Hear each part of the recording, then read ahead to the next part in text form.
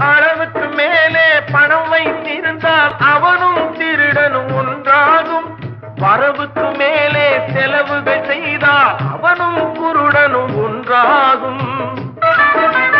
களவுக்கு போகும் பொருளை எடுத்து வறுமைக்கு தந்தால் தருமமடா. களவுக்கு போகும் பொருளை எடுத்து வறுமைக்கு தந்தால் தருமமடா. கூட்டுக்கு மேலே கூட்டை போட்டு பூட்டி வைத்தால் அது கருமமடா.